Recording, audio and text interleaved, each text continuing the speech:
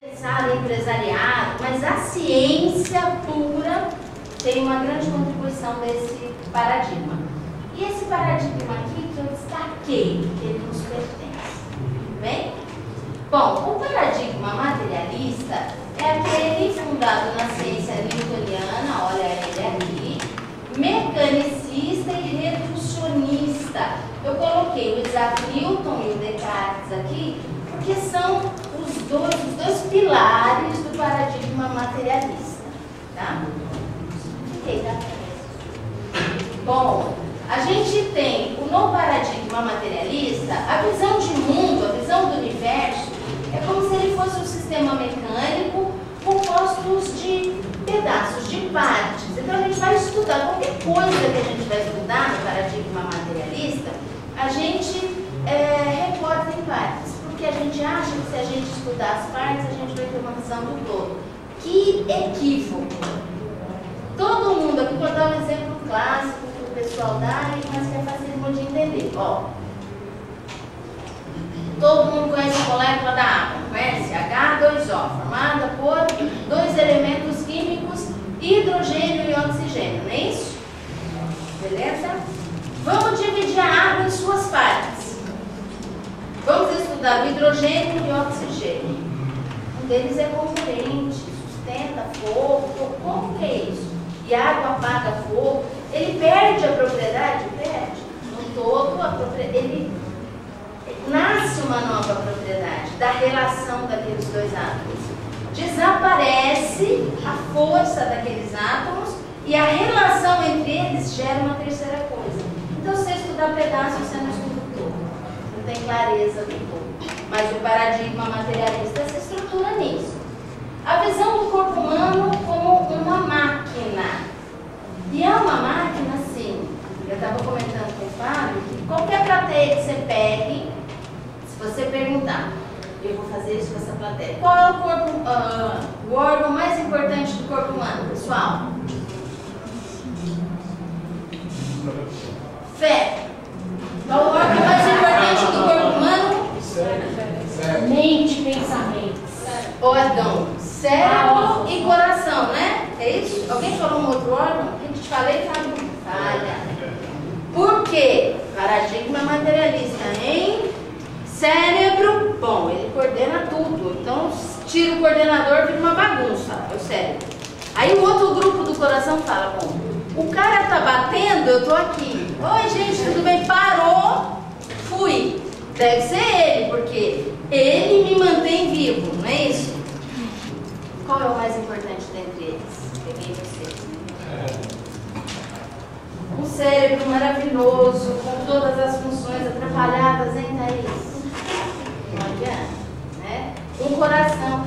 No paradigma, no outro paradigma que eu vou apresentar para vocês, acaba esse grau de hierarquia, quem é mais importante, e vem a estrutura cooperativa. Todo mundo é importante.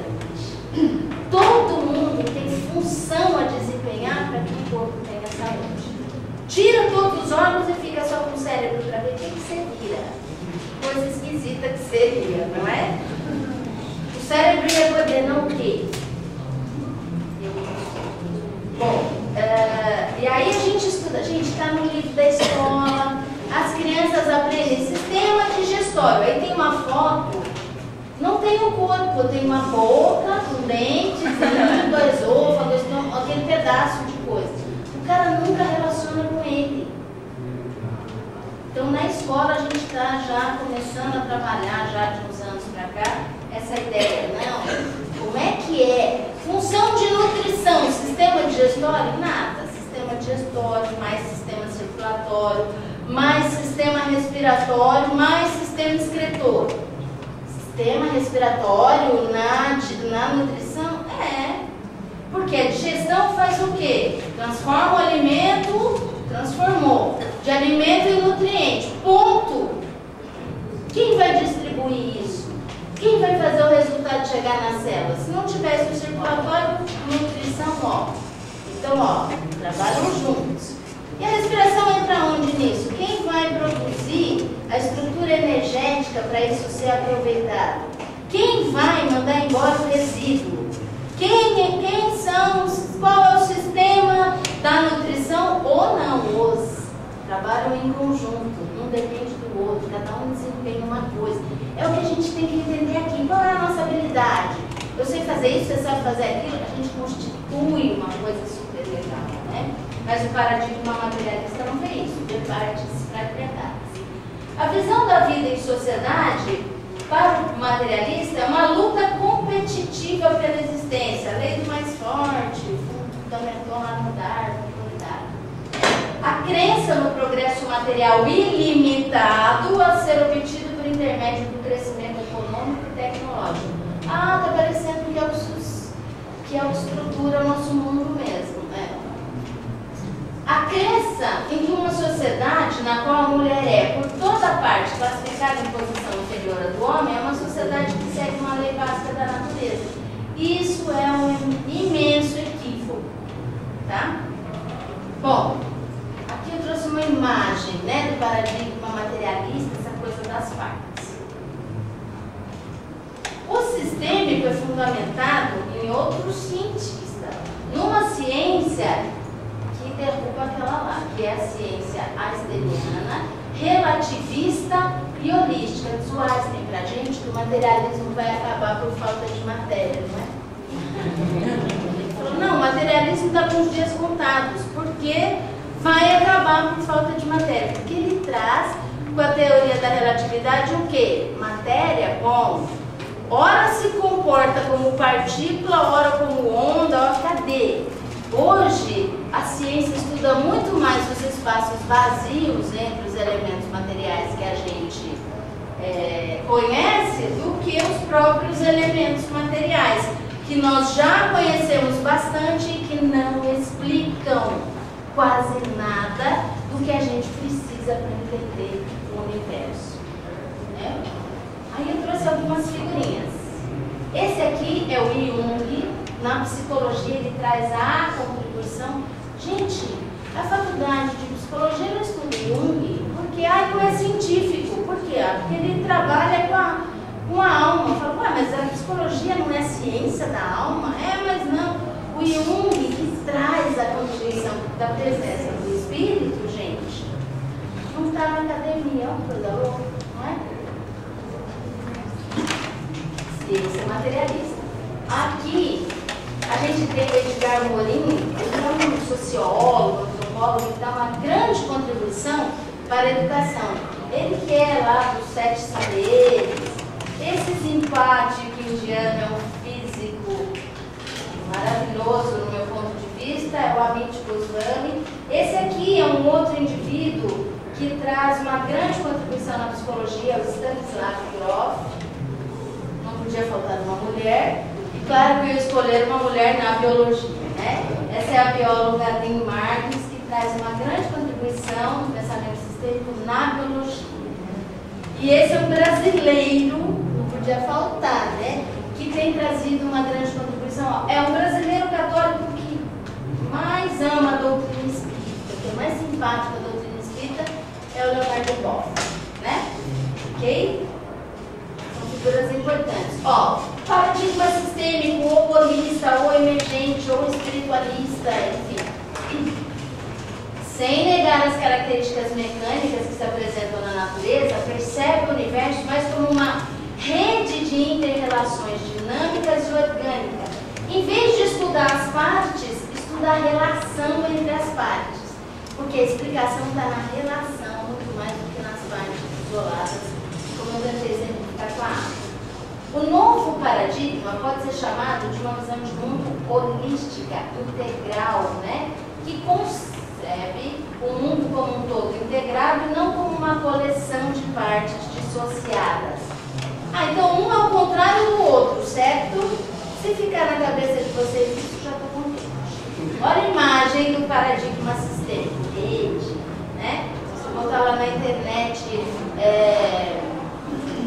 teia da vida, rede de relações, paradigma, imagem do paradigma sistêmico, vem isso, é uma coisa bonita, né? A integração, a união das partes. Aí eu fiz uma comparação bem breve aqui, só para vocês verem um do lado do outro, como um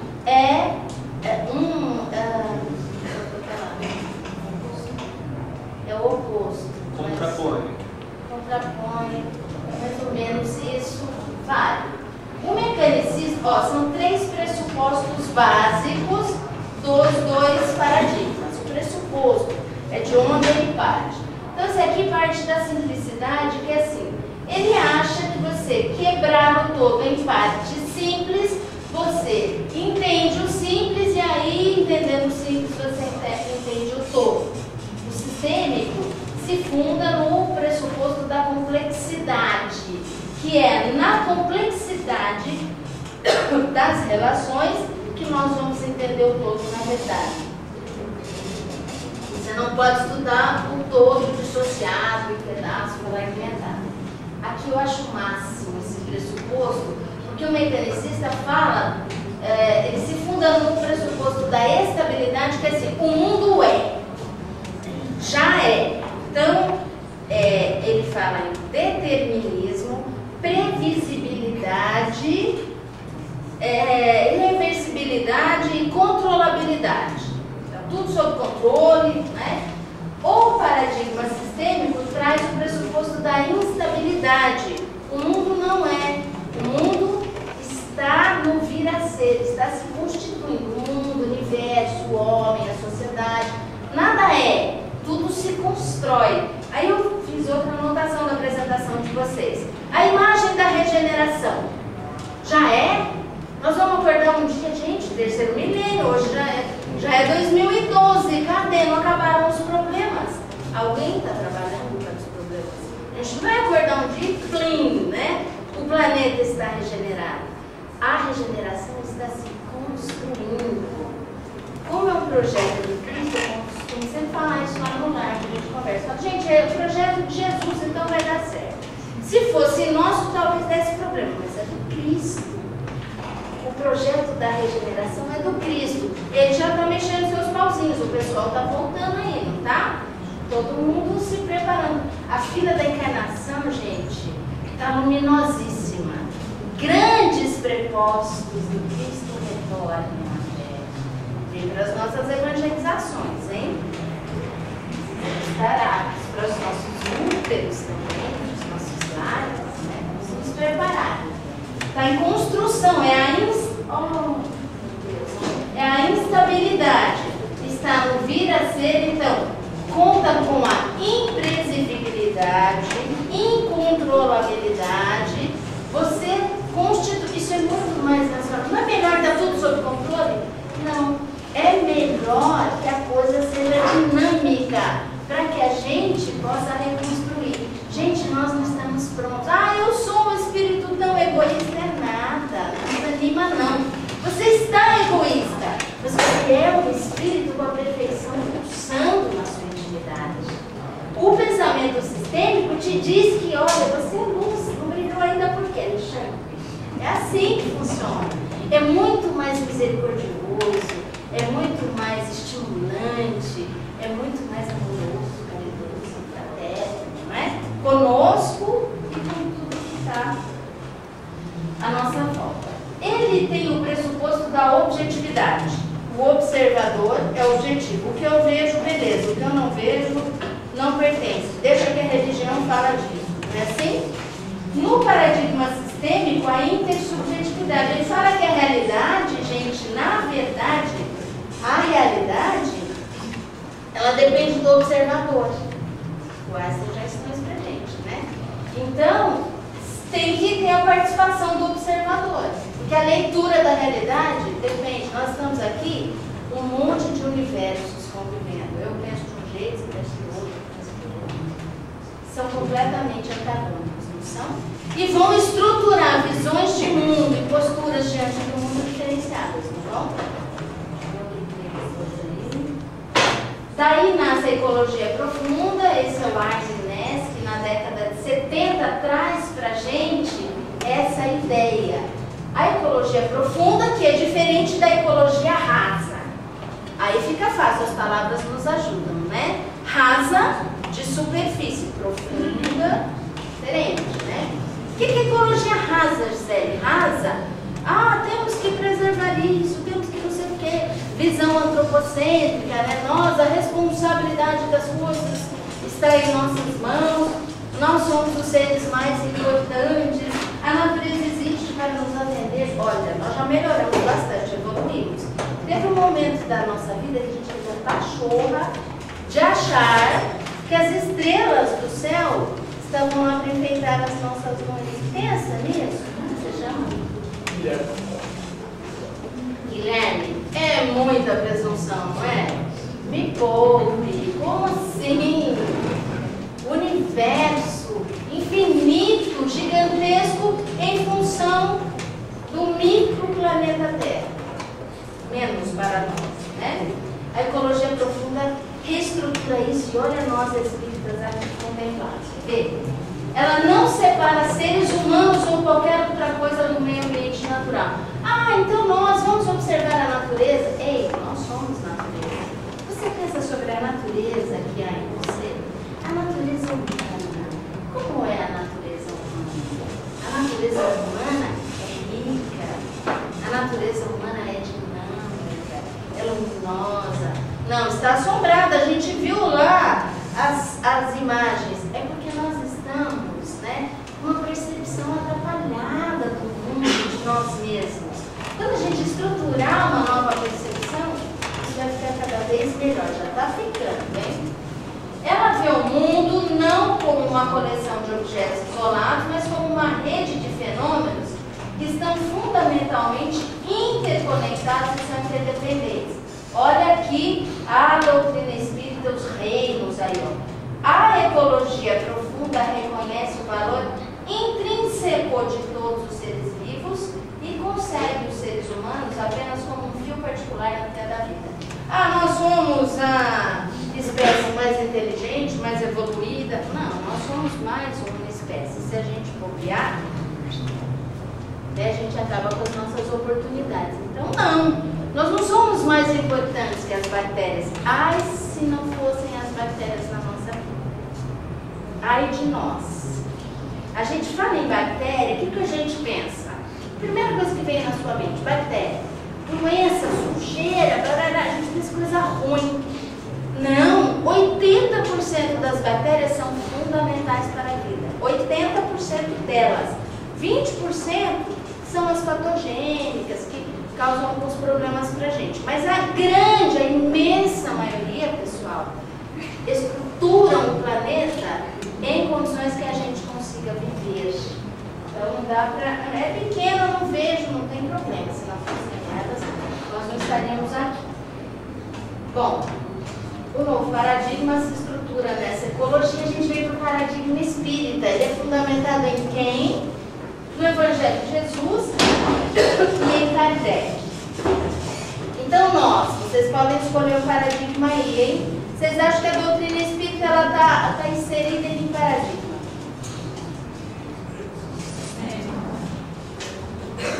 Lógico que é um sistêmico, porque ele considera o componente espiritual.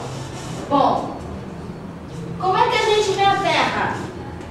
Como nossa casa, como uma escola para nós. É assim que a gente vê. Ah, como hospital. Ah, que espírita desanimado.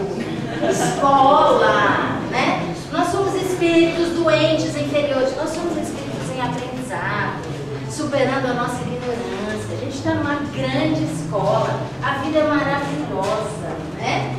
Nós moramos aqui por um determinado momento. Quantas vezes a gente já morou aqui? Quantas vezes a gente vai voltar a morar aqui por um período, não é?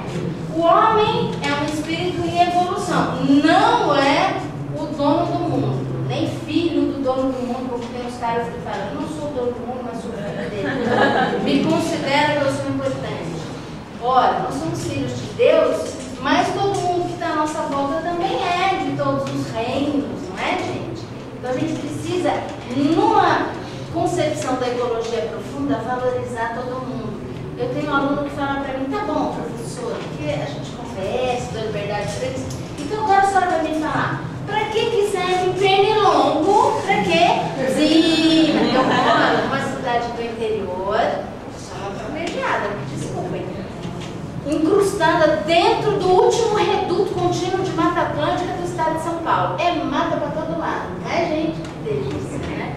Então, que tem de mosquito pernilongo de todas as espécies lá, pessoal. Para que serve? Para atrapalhar a noite do lugar? Sim, para quê? Gente, visão antropocêntrica. O negócio é bom se é bom para mim. Se não é, tira.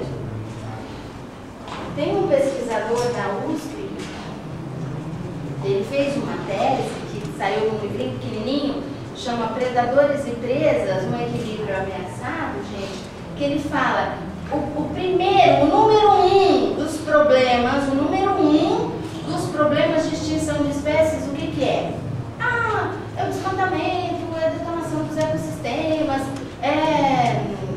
tráfico de animais, tal. Não, o número um é a nossa visão de mundo.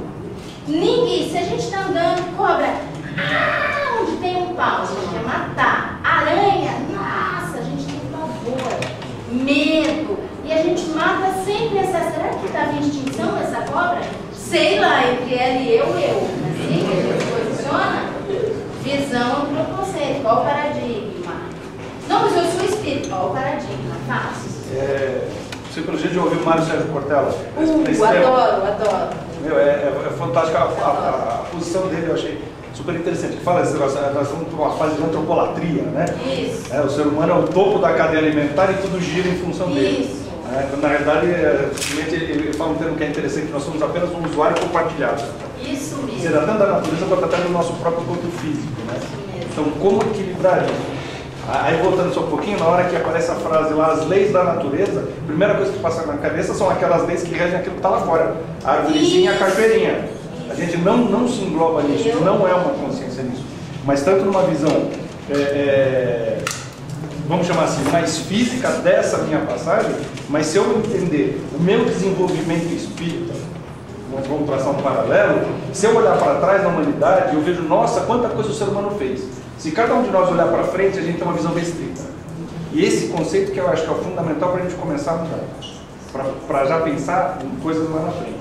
Talvez no foco desse tema, que é da questão da... Isso mesmo, a gente vai já chegar nele. Como você chama? Guilherme. Hoje Guilherme. Eu só estou acertando Guilherme. Valeu. Super contribuição. Isso mesmo, Guilherme. E o que a gente pensa então dos recursos naturais? Que é isso que o Guilherme estava falando. Reinos em que estagia o princípio inteligente rumando à perfeição. Dá para desrespeitar? Não dá, né, gente? Dá para desrespeitar? São reinos, olha, são nossos ancestrais, não é? É a nossa experiência, é a nossa história de vida. Que venham, né, cada vez mais princípios espirituais para a Terra e encontrem oportunidade de evoluir, não é isso? Olha o paradigma espírita evoluir, não é? Essa forma de ver a vida. Estamos nos comportando a partir dele ou está teórico ainda? É uma reflexão. Ai, meu Deus. Bom, isso posto, vamos pensar a questão ambiental. O que é que nós temos feito com relação aos problemas causados por nós mesmos, porque são problemas nossos, não é? Tem aquele problema lá que você colocou, a responsabilidade é de quem? Das indústrias, não. Os 7 bilhões que dividem o espaço, né? O que nós temos feito? Bom, nós temos nos reunido com uma coisa importante, gente, que a partir da década de 50 do século passado, a gente fez tanto absurdo e atrocidade uns para os outros, porque detonar a natureza, tranquilo, né?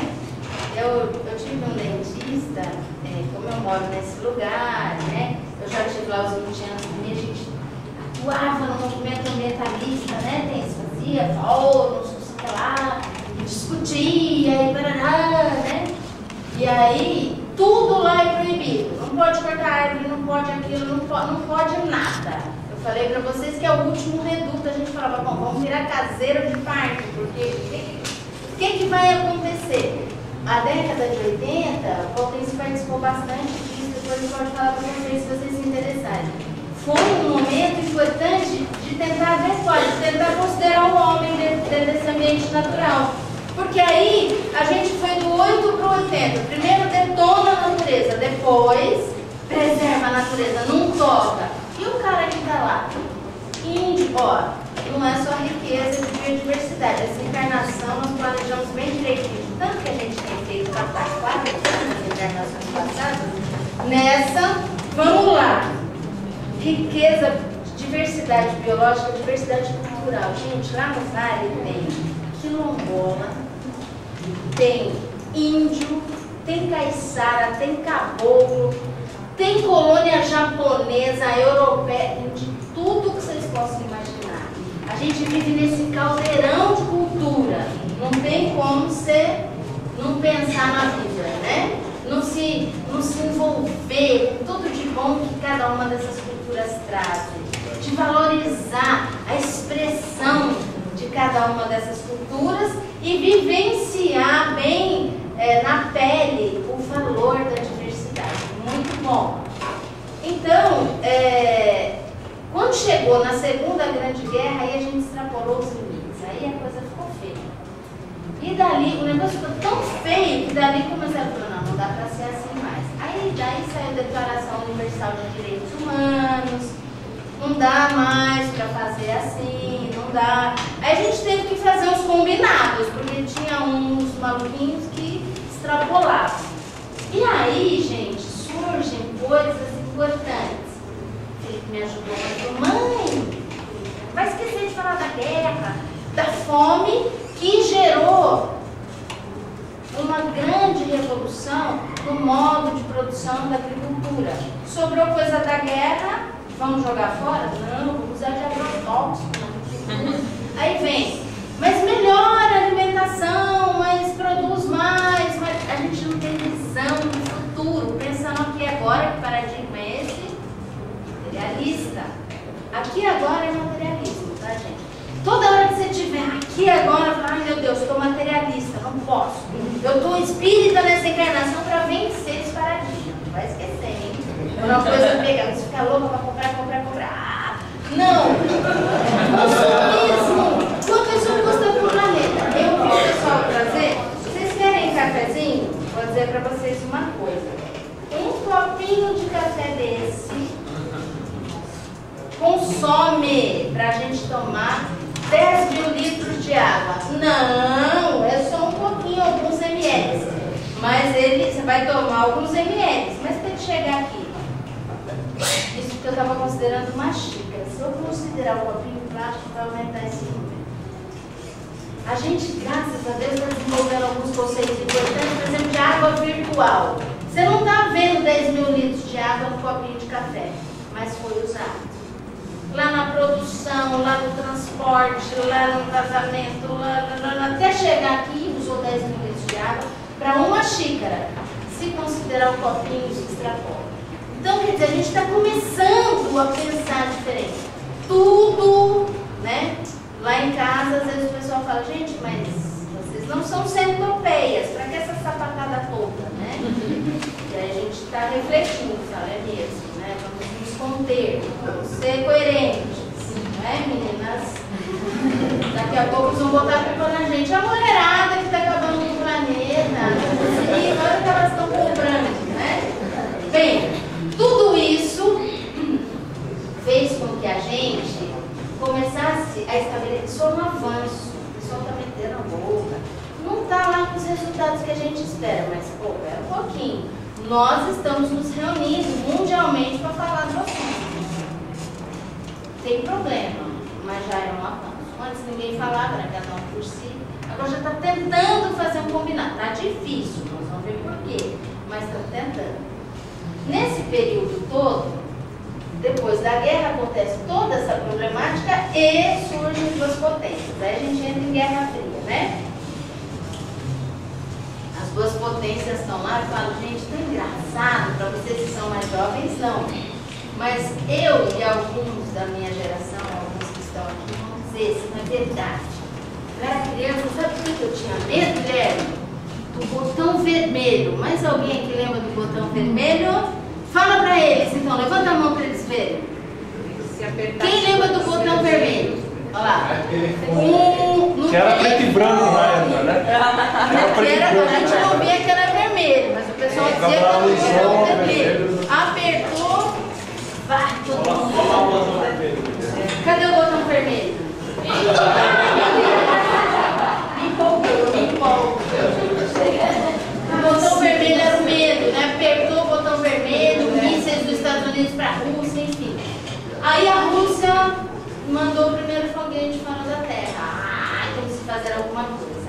Então, nós começamos a estudar melhor a natureza, o impacto da nossa ação começou a aparecer mais, né? E tinha que mandar, não, então nós vamos ganhar dele, sabe como? Mandamos um ser humano para fora. E como é que eles mandaram cachorrinho? Nós vamos mandar um homem. Só que o cachorrinho, se morresse lá, ninguém vai nos execrar. Mas se a gente mandar um homem e morrer, estamos ferrados. Então, fazer o quê? Vamos estudar as condições da Terra para que a gente possa reproduzir essas condições para a gente mandar com segurança o ser humano. De tanto, ó, então a intenção era essa, hein? Descobrimos buraco na camada de ozônio, descobrimos um monte de coisa pensando nisso. Quando os grandes cientistas, porque a ciência está ligada à pandemia, né, trazem os resultados, e agora? Nós vamos ter que conversar. E não vai dar para ser, vamos ter que juntar todo mundo. Nasce, então, a primeira conferência que a gente vai ver. Nas conferências, meu Deus, a gente tem a discussão e as intenções surgem, vamos ter os posicionamentos, vão aparecer, o comprometimento de todo mundo e vai gerar as ações conjuntas. Essa é a linha de raciocínio. A primeira delas, essa que eu falei para vocês, o Clube de Roma, existe até hoje, viu, gente? Aconteceu em 1968, combinou a primeira conferência mundial. Aqui só países ricos ocidentais, tá? Aqui primeira foi em Estocolmo, lá na Suécia.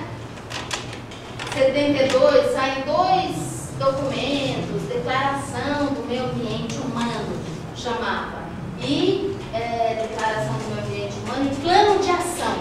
113 países participando. Aí a gente marcou para 20 anos depois, no Brasil, aqui em 92, muitos de vocês não lembram, mas a gente lembra, foi muito legal a Eco 92 aqui no Brasil, ó. 178 países. Entre Estocolmo e o Rio, a gente tem lá a Declaração de Tbilisi, que estrutura a educação ambiental, coloca a importância, surge a necessidade. Fala, meu Deus, temos que popularizar, todo mundo tem que saber, isso tem que estar na escola, tem que pertencer a todos.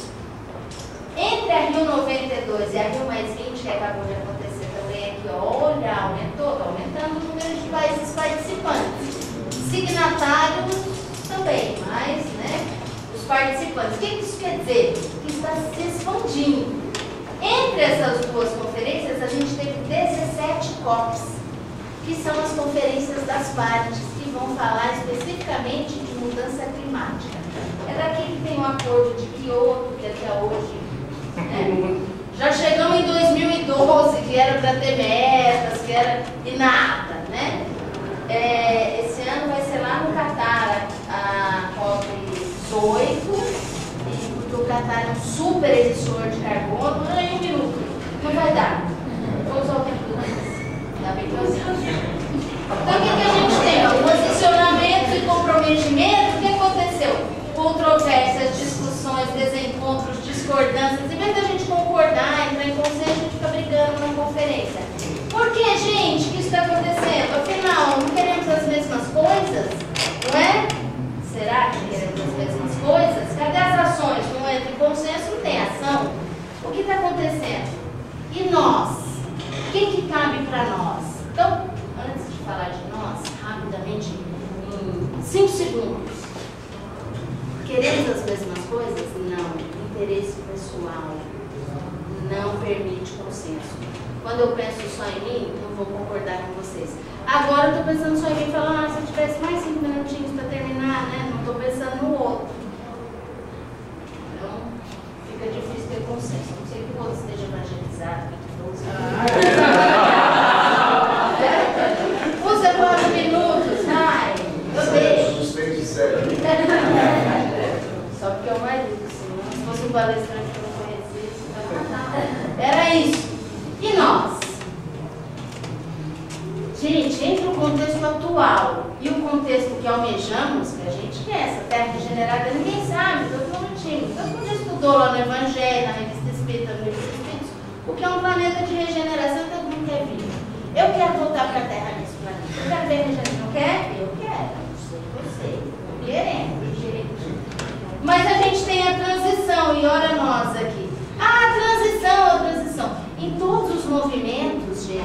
Teve o pessoal desencarnado e quem estava com a mão na massa aqui. Se não fosse Kardec, nós não estaríamos aqui hoje. Ah, mas a equipe, a verdade contou com os encarnados.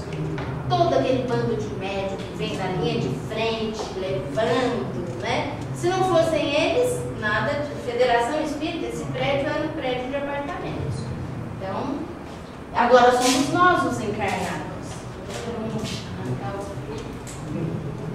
Onde nós estamos? Para onde nós queremos ir?